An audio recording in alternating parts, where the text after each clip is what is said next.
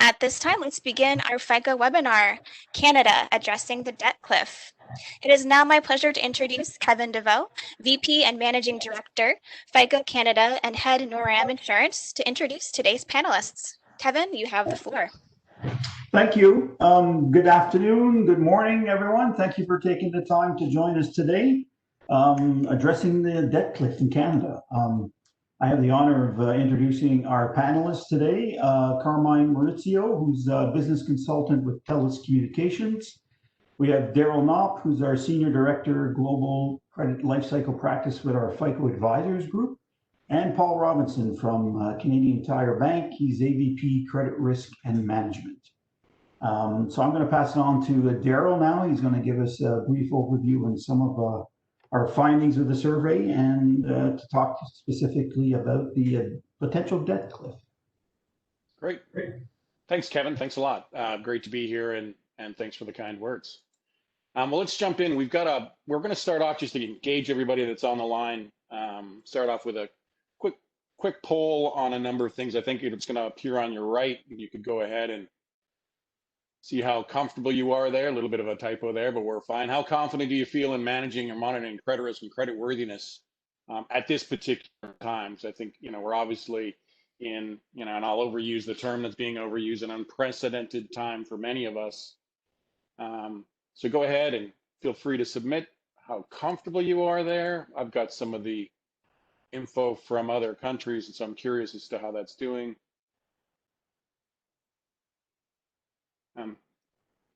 I'll let that go. See if we can get some responses coming in. I think there's some answers going in the Q&A. There, I think you just have to put it in the polling question. All right, I think we've probably got enough answers there. Just waiting for the results to pop up. Well, I think for many of you, you can see that we're seeing that people are quite confident. The average here is 3, so they're moderately comfortable. I think that's probably, I like that answer, generally speaking. I think there's a lot of questions out there around, in particular industries that feel that they've been well supported. We're seeing delinquency levels at their lowest rate in a long time. We're seeing saving rates go up, but there's a lot of unknowns here around questions around credit bureau data that I'll talk about later, questions around the lack of payment data not reflecting necessarily what we're seeing. So I think a moderate level of, meaning we've done some work, but we're not entirely sure. So with that, I'm going to jump to the next poll question. How well are you doing in accelerating digital transformation? And this question's a bit obvious in the sense that I think that what COVID has done by forcing us to use alternative channels and not the face-to-face channels that we've historically used, some of us have really had to accelerate aspects of our business that are focused on that non-face-to-face, specifically digital, mobile, and to a lesser extent, some of the call center options, although that was very difficult at the beginning of COVID, which we'll talk a little bit about later. So you want to go ahead and put your answer in the box. I think that, a lot of what I focus on in advisors is, in fact, working with financial institutions on their digital processes. And this has been a huge amount of effort in the last couple of years. And now, we've kind of doubled down in 2020 around focusing here. All right, I think the polls has ended. I'll just wait for the survey results to pop up.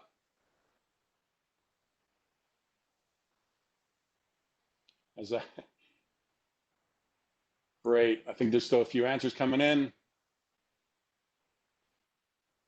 There we go. So to a great extent, and 30%, I think we're seeing, again, I think that with budgets and having a provision for losses and other things that, we're not necessarily seeing everybody, to go to a great extent, but we're seeing for the most part, we're seeing 70% from moderate to a great extent, which is a big deal, and it makes Kevin, folks like Kevin and I happy, where we focus a lot of our time and energy around digital transformation, 360-degree view of the data, and really supporting institutions as they take advantage of these technologies. So quickly, I'll jump to the next poll, or the last poll for those that are wonder when we're going to get into content. To what extent is your institution looking at sustaining remote working permanently? This is a very hot topic, and 2 months ago I would have had a different answer than today. I think that one of the things that, I was in a meeting this morning and we were talking about, we're now in this protracted stay at home or social distancing, physical distancing. I can't wait to go to an office. I can't wait to go to sit in a restaurant. I happen to live in California. I am Canadian, and I can't go to a restaurant at this point. I can only sit outside. And all the things that I used to find painful, like getting in planes and traveling and flying around, I miss those things. The things I used to complain about, and I miss. And so I'm curious as to what people have for an answer here. So the polls just ended. We'll get the results here in a minute.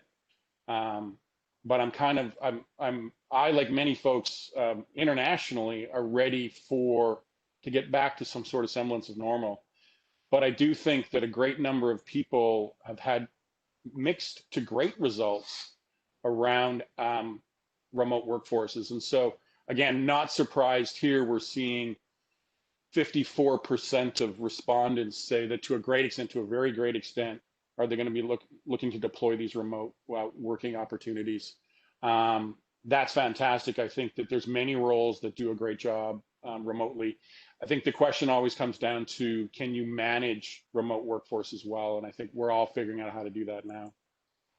With that, let me jump into kind of a little bit of base setting for the group, just to make sure that we're on, when we get into the Q&A, that we're kind of on the same page. And this is a bit of a busy slide, and I apologize if it's fine print. But really what we're talking about here is that if we were thinking in early 2020 what the year was going to look like in our strategic plan and all those pieces, well, that playbook got thrown out the window, and we're now talking about, in advanced economies, Canada, US, UK, kind of think G7, G20, we're really looking at an 8% constriction of GDP in 2020. That's the IMF forecast as of June of this year, so halfway through the year, with a pretty decent bounce back, a shockingly positive bounce back in 2020 when you think of 4.8% GDP increase from an advanced economy standpoint. Canada's numbers specifically in this case were a little bit worse. We're projected to be somewhere between 8 and 9% constriction, and then a slightly better bounce back to around 4.9, and so a little bit deeper and a little bit higher. And I think there's some reasons for that from a Canadian perspective. Our economy is not as diverse as, let's say, the US's or others, and so part of it's that, and part of it's the laggard nature of what's going on in the oil industry as well, and that impact on Canada. With that, I'm not going to dig into these numbers. I think the presentation will be available later, and if you're interested, you can dig into some of these. A lot of this data, for those that are interested, is from the IMF. There's a great site that they have on information, as well as from the ILO, the International Labor Organization. So, I work for a lady that I've known for 20 years, and Janice Horan, and her and I were spitballing back in March around some of these things. And one of the things she said was, if you're in a digital bank now, if you weren't a digital bank before, you are now. And I've expanded this because we've really started to look at all types of organizations from outside of the financial services industry where we really concentrate. And I've changed this, but fundamentally, it's become the most critical channel that we're utilizing today. And so for those that weren't great at it before, they were making great strides to become better at it, deploying new technologies, and really looking at using the best practices associated with digital, while ensuring that people are getting what they need. And so if there's a preference for voice, then those folks are getting voice. And if there's a preference for digital, we're making sure that we can enable all aspects of the organization, not just a little Q&A, but in fact, onboarding, collections, any of the account management activities. We sent out a survey to a subset of the attendees, and I just wanted to cover off a couple of things that weren't in what we had talked about here. What data did you collect to grant? And so the story I tell here is that I happen to be a Wells Fargo customer in the US, and they had a pop-up come on the screen, have you been affected by COVID? Click here. I thought, oh, that's interesting. I wonder what they're going to say. And I clicked on it, and basically it took any debt I had with them and deferred it.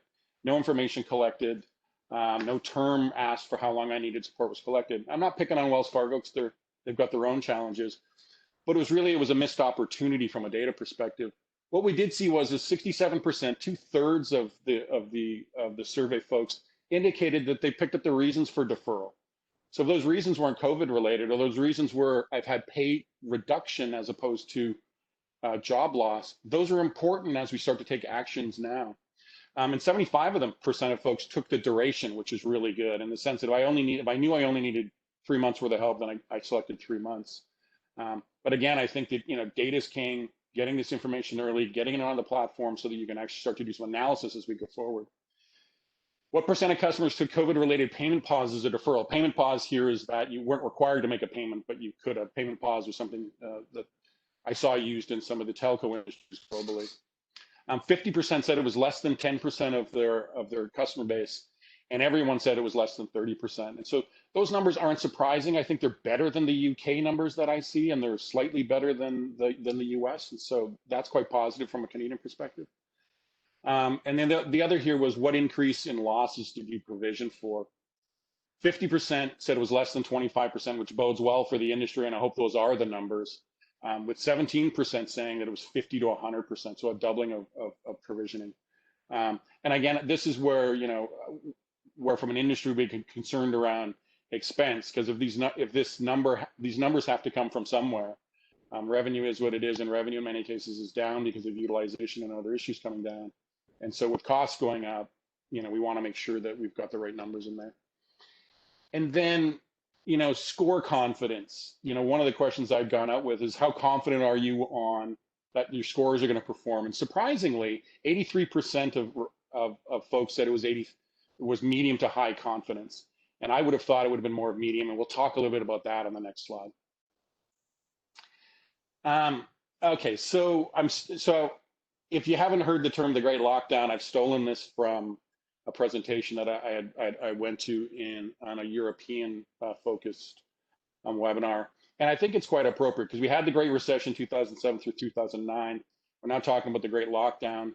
When we really think about the way in which COVID has affected the financial community, it's really a combination of disaster recovery and recession.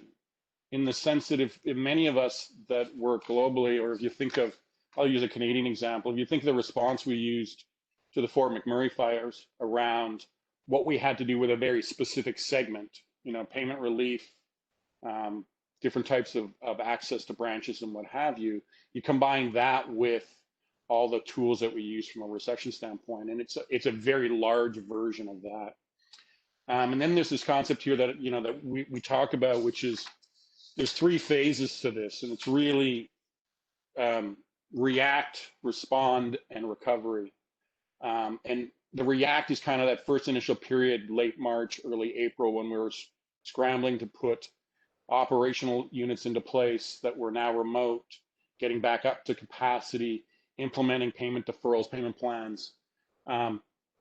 We're now late in response, and response is almost as, I could have called this the planning phase, because response now is get organized, get ready for when payment deferrals come off, when government stimulus comes off. What kind of analytics can I do to get prepared for recovery? Which is really, recovery is partly how to deal with collections and folks that are still going to be in challenges, and then also how to get back to normal, how to start lending again. For those of us that are old school risk folks, if we think of loss rate is losses divided by balances. Well, those balances are down, and so I got to get back in business again to make sure that these numbers are well managed. We make money on both sides of this. So let me spend a minute talking about scores, because there's a lot of differing messages out there on scores, and it's actually quite complex. There's a couple of issues from a scoring perspective. We think of bureau scores. What's happened in the way in which we report to bureaus is we're not necessarily requiring payments, and we're not reporting delinquencies the same. So in some cases, we're reporting that this is an account that's on deferral. Balances aren't changing, payments aren't being required, and effectively delinquencies being masked. And so the scores are still, what we've seen historically is scores will still risk rank, but we're not sure what's going to happen when we get to a phase around where it's going to be required again.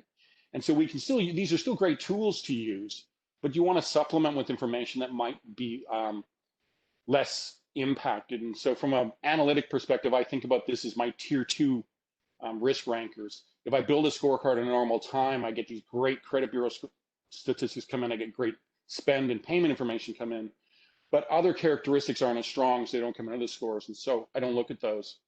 When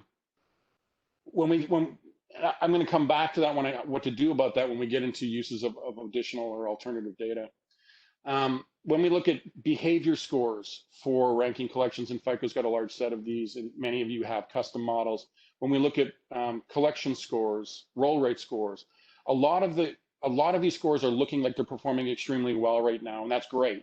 They are great risk ranking tools. But again, similar to credit bureau scores, if you're not requiring payments, the days since payment are in there. Some of these scores are looking stronger than they really appear. And so again, you got to get back to old school analytic approaches and dig into some of this data to make sure that you're taking the right opportunities with clients.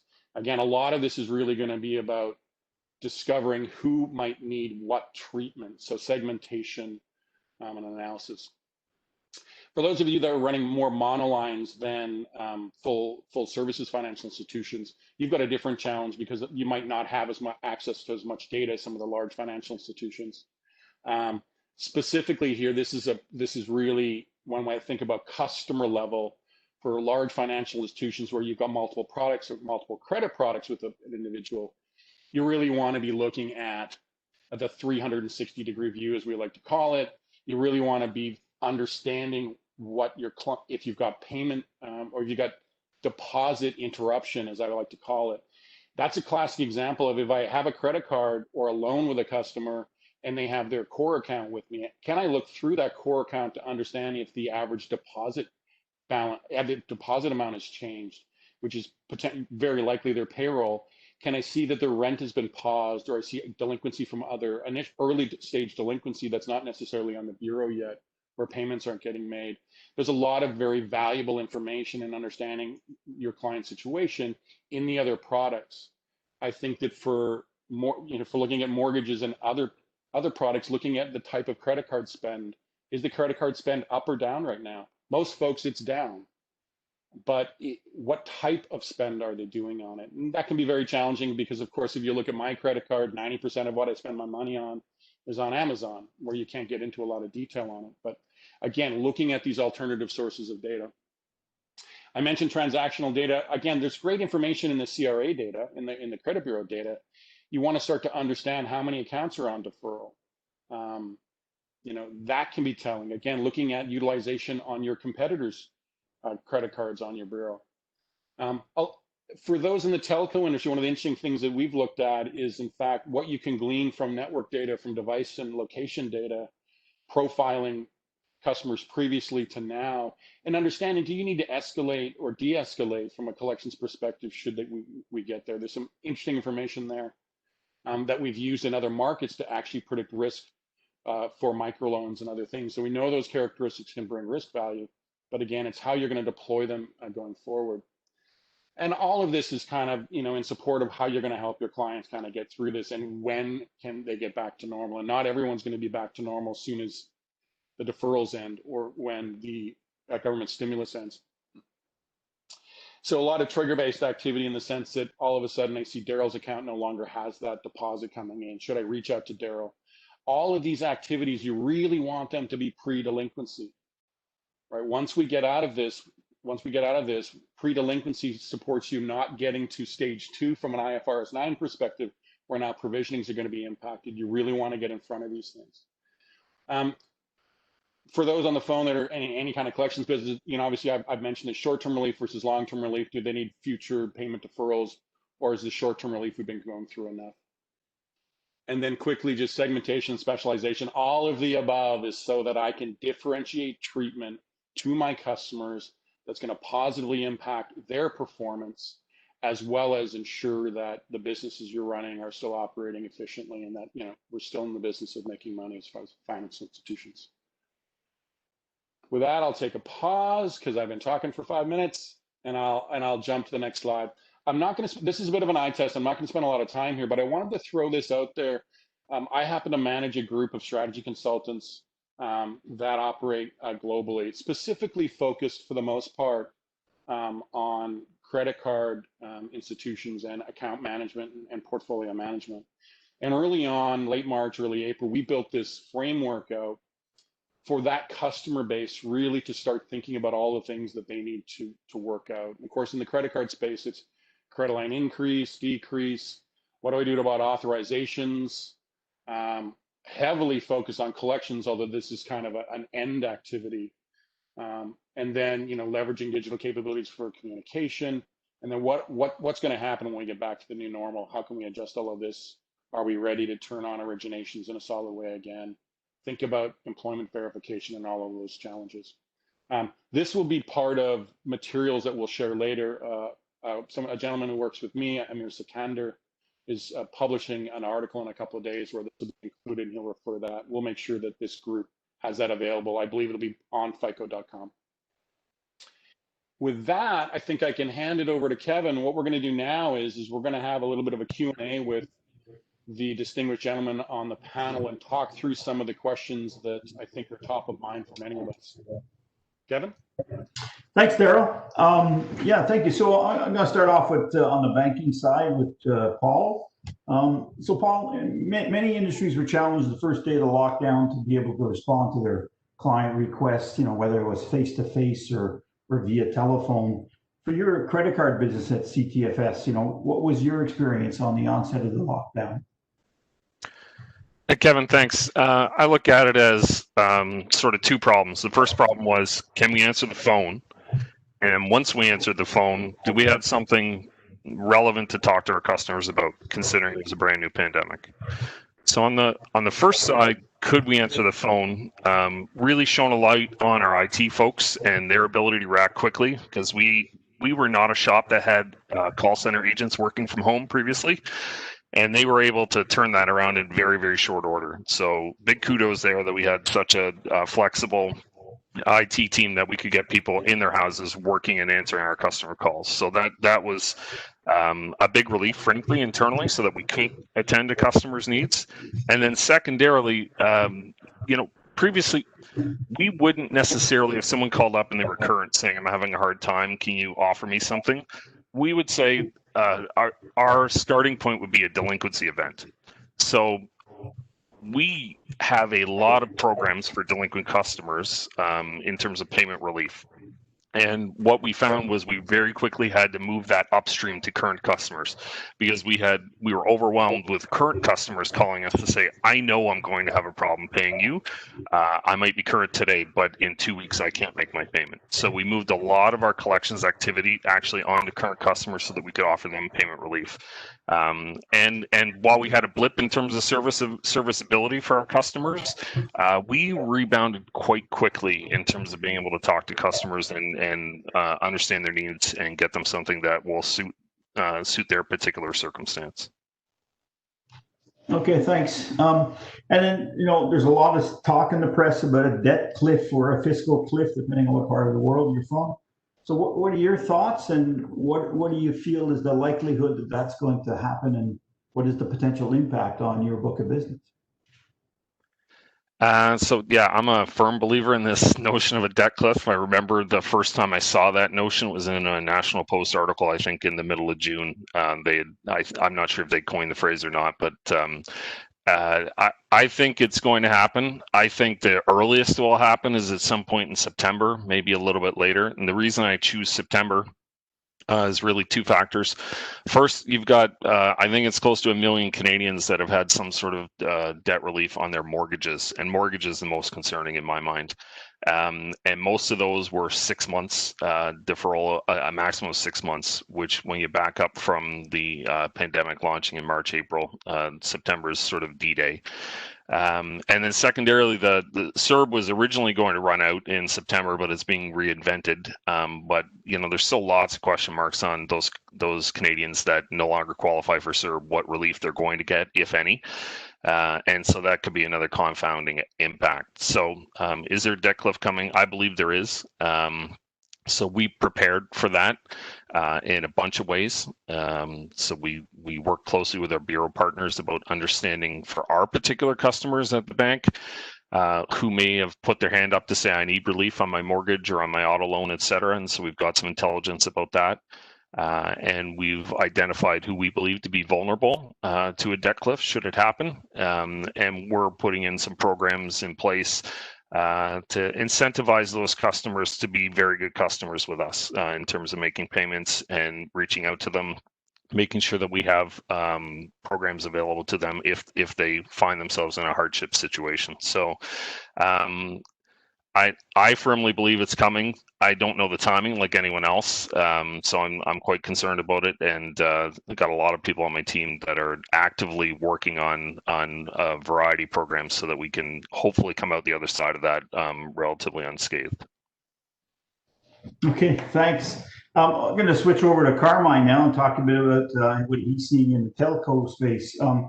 Carmine, did you pause payments or pause your accounts? And if you did, was this client driven or directed by Telus? On the early onset, thanks, Kevin, by the way, from the early onset, at the beginning of the pandemic, around March 18th, we paused all collection activity, which means all disconnections and suspensions were paused immediately, and that kept getting pushed out. And the final date was, I think, June 30th, that we deferred all disconnections, suspensions, and the like, and write-offs for that matter, for all these customers. And it was a blanket approach where we allowed everyone the ability to pay when they can.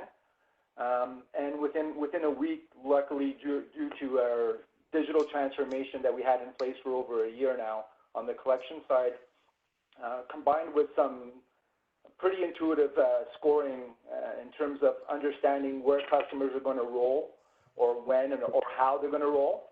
And these scores were obviously provided by some partners such as FICO and the like. So as a result, we offered it to everyone. We expected the worst. And again, due to government easing, as Paul had mentioned before, we didn't really reach the levels of delinquency that we were anticipating. And I think that holds true for most of the telcos based on what I've seen from their Q2 financials. So a lot of our losses or accruals we're looking at booking into Q3 and Q4. But they never materialized obviously in Q2 because we stopped all collection activities. Customers still managed to pay us. Average balance sizes was a minor blip, so I think we were pretty lucky. And when it comes to that, and again, during a pandemic, the number one priority is keeping everybody connected. So from that point of view, I think it's a priority when it comes to what do we pay first.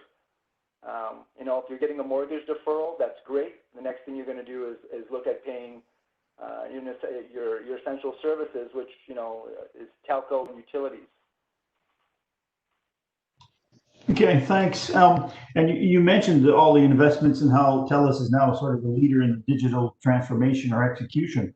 What were some of the capabilities that you guys have put in place that really helped you get through this trying time? Well, that was really interesting. I mean, we had started this journey on moving the majority of our collection activities to a digital channel over a year ago. So it hit its full stride early last year. And luckily, when the pandemic hit, I mean, within a week, all our messaging to all our customers had changed. It basically says, hey, don't worry. We know there's a pandemic. Don't worry about your past due amount. Here are some options for some flexible payments. And it was all digital. So what that ended up doing, right, as we were migrating, we already had quite a large amount of agents working from home already as part of our company profile. By moving off all these other agents, it took some time. It took about 3 weeks or so to finally ramp all these agents up. But by pausing all collection activity and using a digital channel at our highest point, all our collection activities at one point, 85% of them were digital. All our interactions at one point, and I think that was in late May, early June. So it ramped up from the 30s to the high 80s very quickly. And as a result, luckily, I mean, we were able to repatriate a lot of our call center staff to help out in other areas. We were only using anywhere between 14 and 20% of our actual call center collection staff to deal with customers due to the digital transformation. Again, we were lucky and that we took this journey a year earlier, and we were able to pivot, and we're luckily we're agile enough to make changes on the messaging to our customers as well. No, that's great. That's a great story. Also, I guess the same question I asked Paul is what's your feeling on this debt cliff? And how will this impact, or how are you going to support this from a telco perspective? Well, well, again, I think some of the words that Paul's used in the past is what keeps you up at night. I'm worried about a second wave, more than that cliff. I mean, people's average balances haven't really changed from a telco perspective, so I'm not concerned yet.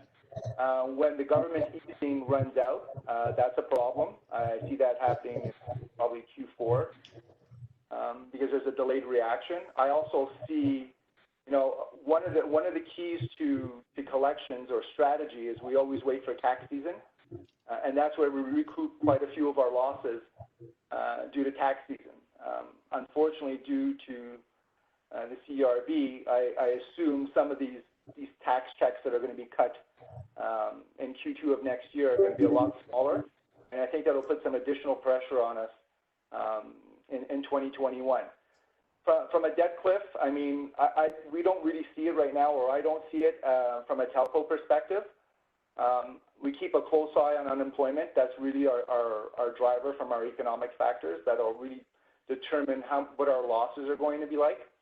But I'm more concerned about a second wave, right? And being agile enough to say that if we decide to shut down Montreal or Toronto or at the province level, we need to be agile enough to be able to do that from an institution, from our organization, and from a strategy perspective. And that's what we're working towards now, understanding the second wave.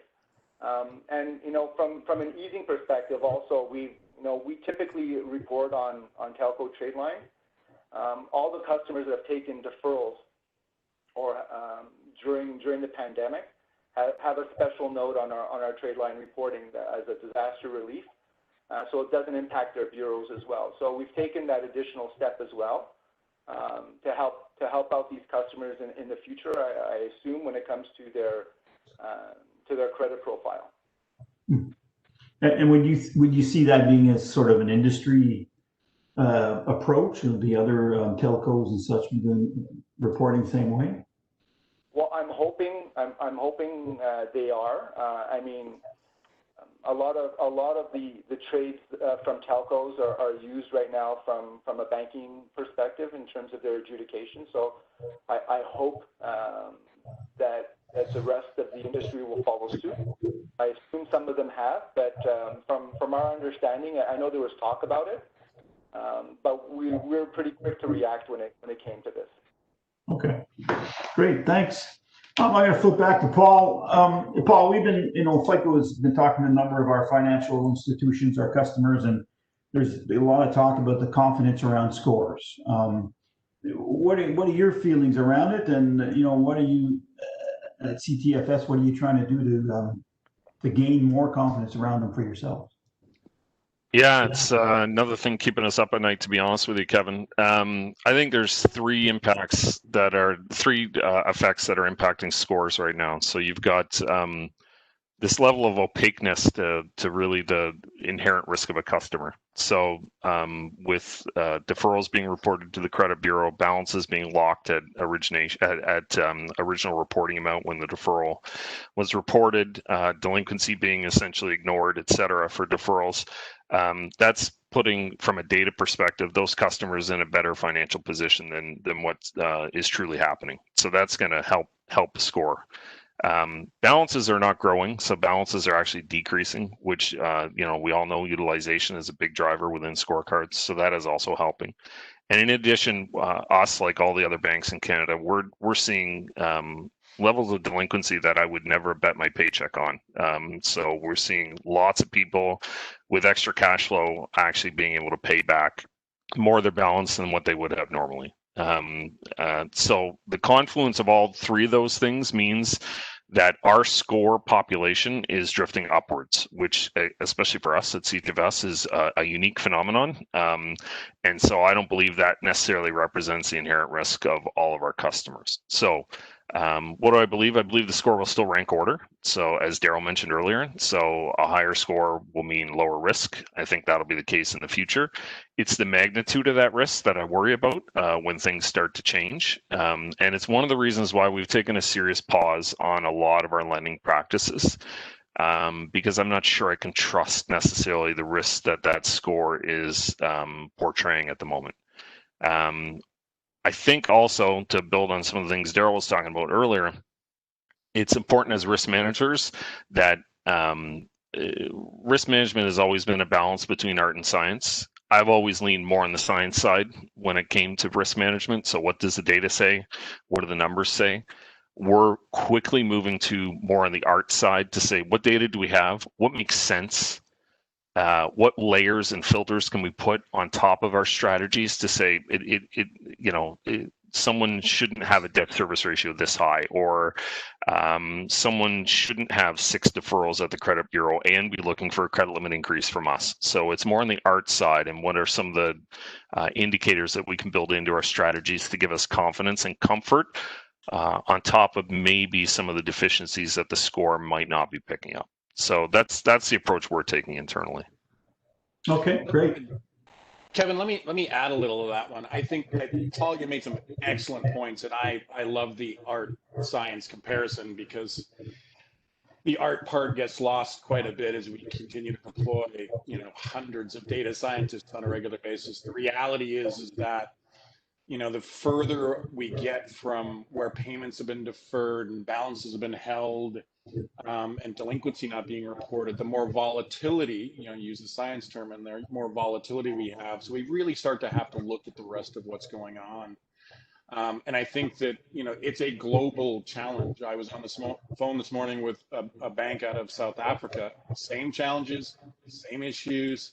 And again, really trying hard to look at that 360-degree view, turn those actions into real support for the client base, as well as making sure that you guys can hit your numbers. I think, when we get back to turn it back on, when can I turn originations back on? Well, it's probably got a lot to do with when my confidence around my risk ranking ability gets higher. We've seen what's happening in the online lending space, where a lot of the online lenders are struggling to find funding. Well, they're not getting funded because we're not sure where we are in this pandemic and how much the funds are going to cost and what loss rates are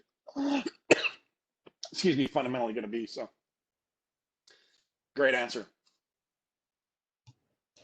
Well, alluding to that, so Paul and Carmine, when are we going to get back to business as usual and start lending like you were, pre-COVID? I can start, and then Carmine, feel free to jump in. It's a great question. I can tell you that those conversations have constantly been taking place within our bank, but I feel like the frequency is increasing more so recently. And if I separate it between originations and extending things like credit limit increases and authorizations pads and whatnot, so sort of originations versus management.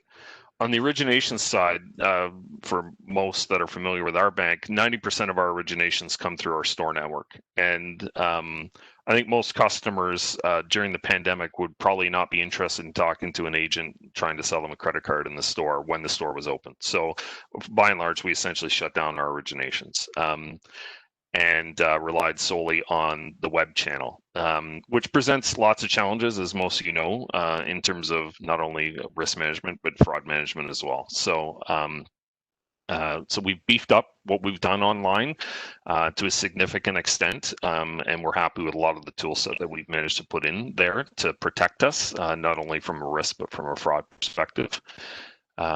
So real strong originations, we're talking about getting back into our store network to acquire, but it's definitely going to be different. And so that I think there's a bit of a question mark around when is the right time, and when would it not seem absurd for someone to want to get a new credit card as they're shopping in a store? So so we're certainly actively looking at that, starting to dabble a little bit here and there to see what reactions like. When I think about account management, so credit limit increases, authorizations pads, those sorts of things, that's I go back to what I said a minute ago around the art and science. So the only way we're going to get really back into those things is if we put in some wide margin blockers around things that don't make sense. So looking at people that have put their hand up for a deferral. So in my tried credit limit increase strategy, have I got the ability to exclude people that I've got on deferral payments or not? It's a pretty fundamental issue. I'm not going to give someone a credit limit increase when they put their hand up to say, I'm having a hard time paying my bill. That's not something we've had to address previously. So have we got those fields and indicators in our strategy ready to go? So we do, because we're on top of it. So my guys are on top of it. So we're ready to go there. But things like that, where we put a little bit more art in to say, who do I actually want to lend to when I go back in? We are a monoline at the end of the day. So I don't know what people are having deposited into their checking account. I don't know if it's been replaced with a CERB check or no CERB check. I don't know what their rent looks like, et cetera, et cetera. So I got to rely on how do people pay others and how do they pay us, essentially. And like we talked about a minute ago, I've got a little bit of concern around the risk scores and their ability to predict risk. So we've got to basically shrink our strategy to something we're very comfortable with until those scores really do pick up the inherent risk. So we're getting ready, but we're not there yet. I would say we've got a lot of planning to do before we're really going to get seriously lending again. Okay, thanks. Carmine, I mean, everybody's going to want that new iPhone 14 or whatever is coming out in September, so that might drive some new originations in the telco space. Well, I think we're already there. I think there was a lot of pent-up demand as a result of the pandemic, and as soon as the stores started to open, quite a few people were rushing to spend some money, right? So everyone was saving some money during the pandemic. So for us, it's almost business as usual. Our stores are almost up to full capacity, using all the health and safety requirements for the amount of people allowed in the store and the like. So from our perspective, I mean, it's business as usual right now. From an account management perspective as well, as I mentioned earlier, we started our account management process June 15th. And then we started interrupting services and the like in early July, right after Canada Day. So we're back to normal when it comes to account management. Again, from a marketing and onboarding perspective and taking on new customers, I think there's a lot of pent-up demand there for all carriers, and I think we're going to start seeing that in the Q3 numbers. Okay, thanks. Daryl, you got anything to add? I think I've tested my panelist enough here now with questions. So. Yeah, let me add a little bit to the when, and I'll give you I think a lot of folks on this call have a very good Canadian perspective, so I'll go ahead and throw out some what I'm seeing in some other places. It really depends on the segment and the amount of information you've got. So again, if I'm Bank of Montreal, or I'm Wells Fargo, or I'm TD Bank US, and I've got a full suite of products with a client, I'm much more comfortable if I bring in all of my own data plus uniquely appropriate credit bureau data. So bringing in, hey, is there any deferrals on any of these accounts on the bureau? If there is, well, maybe I don't lend now. But if I can understand if they've got no deferrals, I can view their current account with me, and I see payroll has not been interrupted and it's at the same levels, then they're still originating. We're still seeing home originations and mortgage originations in the US are strong as ever. which is very interesting because, of course, all of the risk people in our hearts, we're all constricting a little bit. I think that, interestingly enough, in the near prime space in the U.S., we haven't seen an increase in credit line decreases. We, in fact, have continued to see credit line increases in a very higher risk group. But I think that group, again, has been used to using alternative data and other data sources. And so while the volatility associated with the estimate of scores is increased, I think that, many people are looking at this as, this is a business. I got to get better at understanding who's the brightest and best in my portfolio, and I'm going to continue to lend to them. At the same time, if you're going to lend more, you've got to get harder at the back end as well. You've got to action quickly. In the UK, I think we're seeing a similar, UK and in Australia, we're seeing similar reactions as we're seeing in Canada. Those markets have some comparators that are similar, small number of large banks, and then broad understanding of their customer base. But a lot of caution on originations. Again, came up in the call this morning with Standard Bank South Africa, very concerned with around where they're originating. To Paul's point earlier, around Paul and Carmine's around the second wave. I think that we've been accustomed now to this for a little while. We're concerned that we're going to get locked down again. We're locked down here in California again, and if that second wave comes in just as we're recovering and just as we started to turn on lending, we've now, we've doubled down into an area where we really can't see an end to it, where I think that the Canadian example here has been really solid.